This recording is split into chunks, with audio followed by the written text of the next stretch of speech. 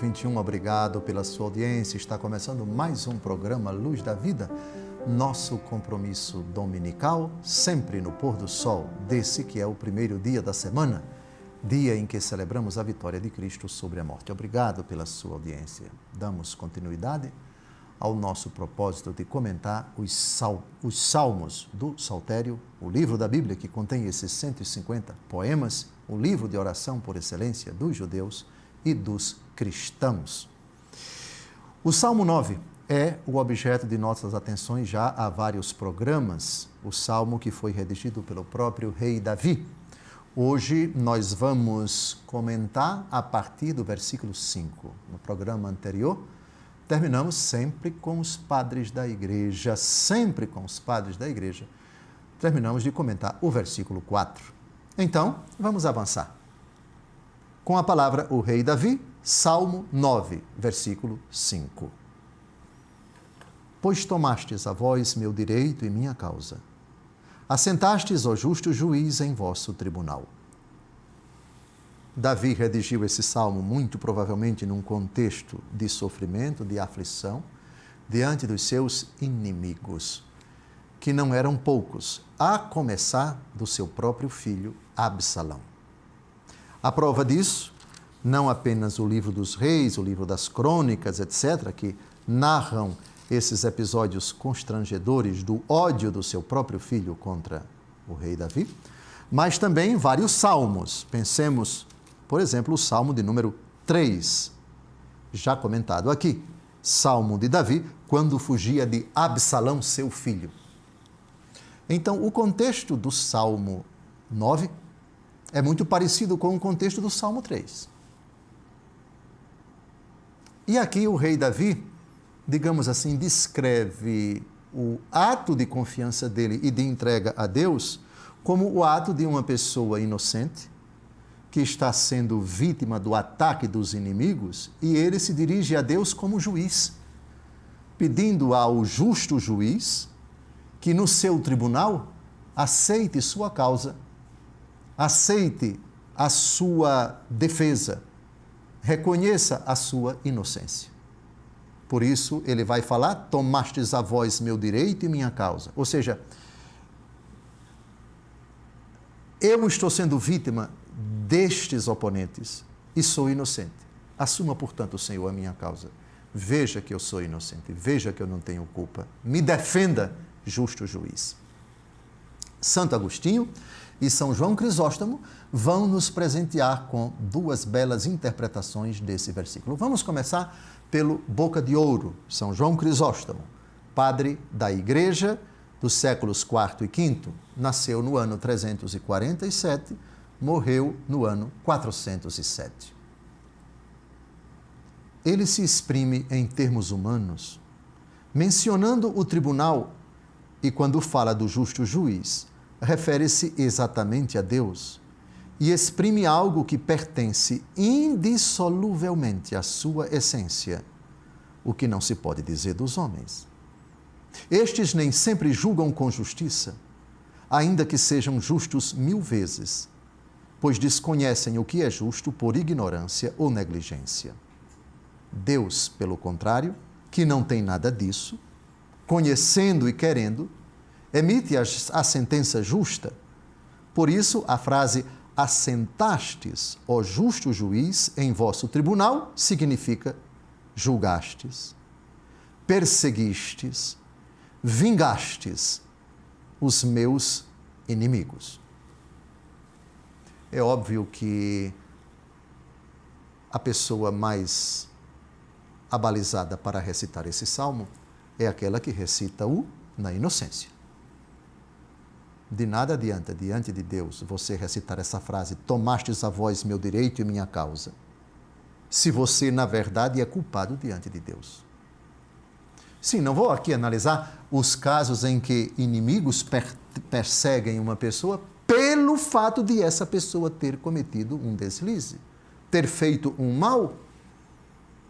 Uma pessoa que agride impiedosamente pessoas, ela está, digamos assim, chamando para si inimigos?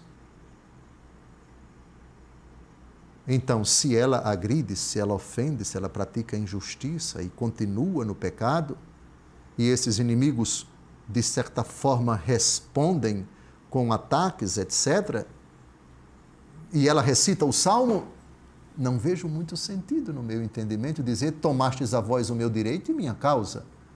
Por que você está sendo perseguido? Por que você cometeu injustiças antes? Não é o caso. Aqui Davi é inocente. Que mal ele fez para o seu filho? Não consta. É verdade que temos um episódio, o episódio do estupro de Tamar, que era irmã de Absalão. Um outro irmão estuprou Tamar. Absalão queria que Davi matasse esse estuprador. Davi não fez. Até que Absalão tramou um jantar, convidou o estuprador e pediu aos comparsas que matassem esse que estuprou sua irmã. O rei depois soube, não tomou nenhuma providência, Absalão fugiu, passou algum tempo fora de Israel para não ser morto diante desse crime. Depois ele volta, durante um certo tempo, Absalão não é recebido pelo pai. Talvez isso tenha provocado a raiva de Absalão, talvez.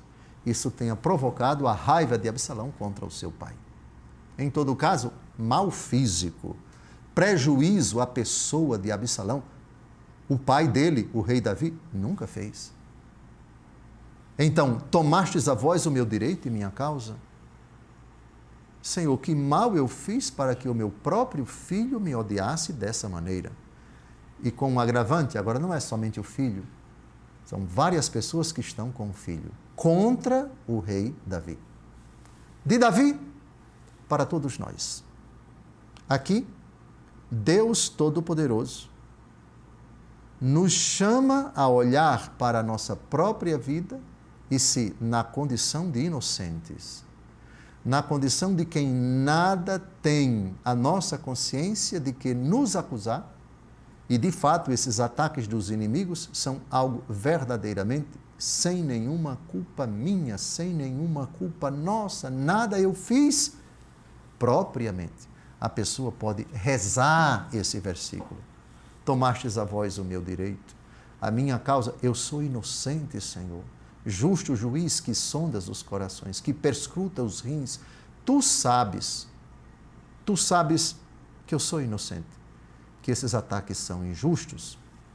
Daí a importância de nós recitarmos o Salmo, quanto possível com a consciência reta e íntegra diante de Deus. Esse particularmente, porque esse trata de inimigos, ocultos ou não, de carne e osso. Aqui é preciso ponderar. Qual a razão da inimizade deles contra mim? É porque eu sou fiel ao Senhor e sou absolutamente inocente? Se assim é, então eu posso recitar propriamente esse versículo. Mas se não é, eu preciso me converter. Eu preciso me penitenciar diante do meu Senhor, para que eu possa, uma vez arrependido, recitar esse versículo como o rei Davi, absolutamente inocente, de não ter consciente, de não ter cometido nenhum mal contra o seu próprio filho.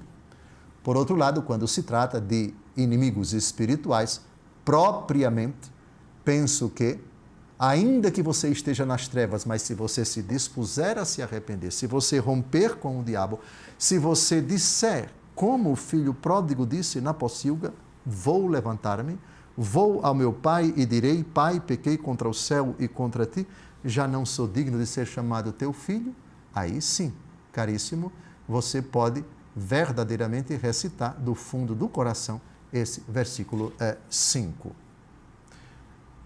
Estamos a menos de 2 minutos do final desse bloco.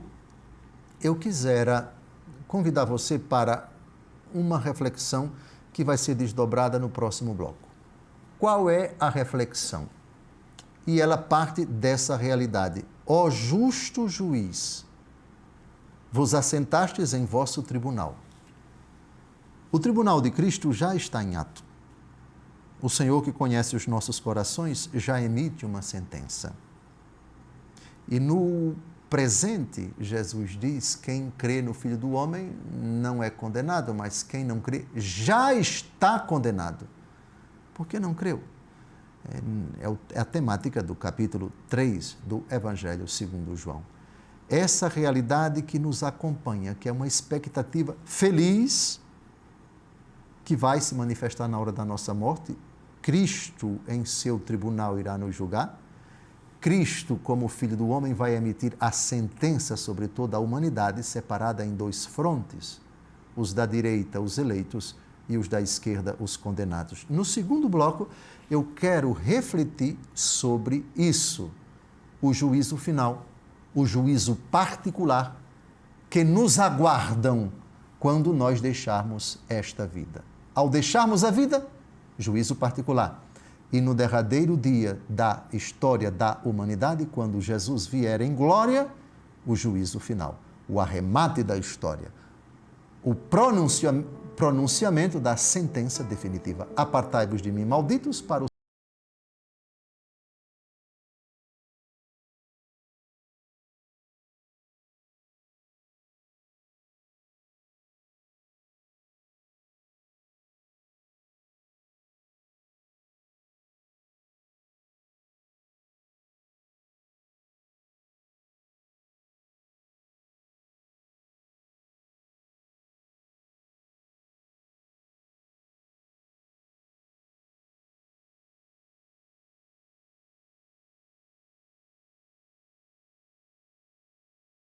com os padres da igreja dos versículos do Salmo de número 9. No primeiro bloco, vimos a interpretação de Santo Agostinho, a interpretação de São João Crisóstomo a este versículo, o versículo 5, pois tomastes a vós meu direito e minha causa, assentastes, ó justo juiz, em vosso tribunal. Eu terminava o bloco dizendo que ia retomar o argumento que está nessa afirmação, assentastes, ó justo juiz, em vosso tribunal. Deus na condição de juiz, aquele que sonda o nosso interior e nos julga nossos pensamentos, nossas palavras, nossos atos e nossas omissões. Lido à luz do Novo Testamento, devemos pensar nos novíssimos, as derradeiras realidades, que são especificamente 4, morte, juízo, inferno e paraíso. O juízo é o segundo novíssimo. E a igreja ensina, fundamentada na palavra de Deus, escrita, que existe o juízo particular e existe o juízo final. Juízo particular, aquele que acontece imediatamente na hora da morte. Cada um se apresenta diante de Deus para a prestação de contas dos seus atos. Juízo final, o arremate da história, a sentença coletiva que Jesus pronunciará sobre toda a humanidade dividida em dois frontes. Os eleitos que ficarão à sua direita, os condenados que ficarão à sua esquerda. Então, o versículo 5, lido à luz da fé cristã, recorda isso. O justo juiz que virá. O justo juiz que recompensará cada um de acordo com as suas obras. Segundo aos Coríntios, capítulo 5, versículo 10, todos haveremos de comparecer diante do tribunal de Cristo para receber a paga pelos seus atos, o que tiver feito de bom ou de mal nesta vida. Com a palavra, Santo Agostinho, refletindo sobre esse versículo, o tema do juízo no Salmo, lido à luz da fé cristã. Assentastes, ó justo juiz, em vosso tribunal. Talvez assim o filho se dirija ao pai. Ele também disse, não terias poder algum sobre mim, se não te houvesse sido dado do alto. Referindo-se à justiça do Pai e aos seus próprios segredos, porque o juiz dos homens, para o bem dos homens, foi julgado. Ou provavelmente ele, enquanto homem, diga a Deus: assentastes, ó justo juiz, em vosso tribunal, chamando de tribunal a sua alma, de sorte que corpo seria a terra, denominada escabelo de seus pés. Porque Deus em Cristo reconciliava consigo o mundo. Seria ainda a igreja, que já perfeita e sem mácula, digna, portanto, dos segredos do Filho, porque o rei a introduziu nos seus aposentos, diria a seu esposo: assentastes, ó justo juiz, em vosso tribunal, porque ressuscitaste dos mortos e subiste ao céu, e estais sentado à direita do Pai. Se alguém escolher qualquer uma destas opiniões, quanto ao presente versículo, não exorbita da regra da fé. Cristo diante do Pai, a igreja diante de Cristo. Cristo diante do Pai, tomastes a vós meu direito e minha causa. Assentastes, ó justo juiz, em vosso tribunal. Jesus consumou sua obra de obediência ao Pai até a morte. E o Pai que disse, quando o Filho pediu, glorifica o Filho, já o glorifiquei e hei de glorificar. O Pai atesta, o Filho é inocente. Meu filho é justificado. A sabedoria é justificada pelas suas obras, diz Jesus. Numa profecia curiosíssima, aqui está Jesus sendo justificado. Aqui está Jesus dizendo: a minha causa é a causa do Pai. A minha causa no Calvário é obedecer ao Pai até a morte por amor aos homens. E, Senhor, vós sentastes no tribunal e emitistes a vossa sentença. O meu filho é inocente. O meu filho me obedeceu. O meu filho derramou o seu sangue, tanto amando o mundo, até a morte e morte de cruz. Eis então o juiz no tribunal do céu dizendo: em ti eu deposito todo o meu bem-querer. Esse é o meu filho muito amado. Em ti eu deposito todo o meu bem-querer. Filho muito amado. Agora a segunda interpretação da igreja para Cristo. A igreja fiel a Cristo, que está sentada no tribunal, porque ele subiu, está sentado à direita do Pai. A igreja fiel a Cristo pode dizer propriamente: tomastes a vós o meu direito e minha causa. Ou seja, o sofrimento da igreja está no coração de Cristo. Colossenses capítulo 1, versículo 24, completa em minha carne o que falta à paixão de Cristo em benefício do seu corpo, que é a igreja. E Jesus responde: Saulo, Saulo, por que me persegues? É duro lutar contra o aguilhão. Cristo está sentado à direita do Pai. A causa da igreja, quando é perseguida, é a causa do próprio Cristo. Por que me persegues? Duas interpretações que, segundo Santo Agostinho, não ferem, nenhuma delas, não exorbita a regra da fé. Interpretações válidas, possíveis, não idênticas, parecidas, mas não conflitantes, e sim convergentes. Deus Todo-Poderoso suscita no coração da pessoa que lê a Escritura essas intuições que verdadeiramente me comovem.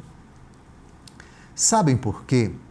Porque, veja, são tantas as situações nas quais você tem um inocente e inimigos. Quem lê a Escritura na perspectiva da fé dentro da igreja é aquele que, se de fato sua dor é a dor de Cristo, entenda-se, à luz de Colossenses capítulo 1, versículo 24, completo em minha carne o que falta à paixão de Cristo. Veja, se você se identifica com Cristo, como diz o apóstolo: eu vivo, já não sou eu que vivo, é Cristo que vive em mim, E a Cristo aplica-se esse versículo plenamente porque ele foi vítima da ação cruel dos seus inimigos, não só o príncipe das trevas, mas inimigos de carne e osso, escribas, fariseus, doutores da lei, Anás, Caifás, Herodes, Pôncio Pilatos e aquela turba que vociferava contra ele. Quem nesses termos se dirige a Deus com as palavras do Salmo, pode verdadeiramente dizer: Cristo está sofrendo em mim. Saulo, Saulo, por que me persegues? E as situações são tantas, quantas são as interpretações. Sim, porque o perseguido em ambiente de trabalho, o seu contexto é bastante diferente daquele que é perseguido pelo simples fato de ser cristão numa sociedade hostil a ele, num país onde ser cristão corre-se o risco de essa pessoa morrer. Basta dizer, basta se apresentar, basta denotar, basta expressar, basta apresentar algum sinal de que pertence a Cristo, que os inimigos vociferam. Obviamente que esse daqui vai interpretar de uma forma esse versículo: assume minha causa, Senhor. Tu sabes por que eu sou perseguido.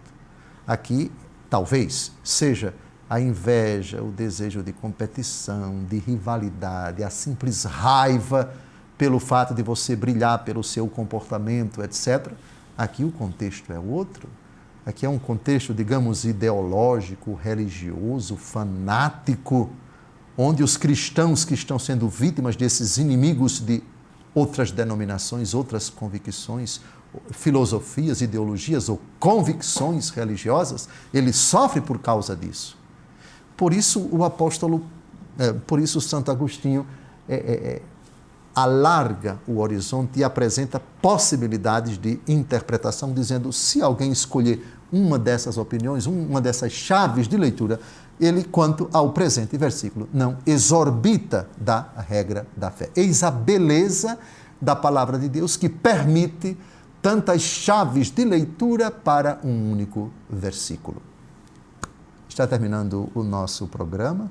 Desejo a você uma semana abençoada. No próximo encontro, retomaremos esse salmo impressionante, o salmo de número 9, redigido pelo rei Davi, quando sofria as agruras de uma cruel perseguição dos seus inimigos. Dentre eles, o seu próprio filho Absalão. Mas é um salmo também dirigido a todos nós. Desejo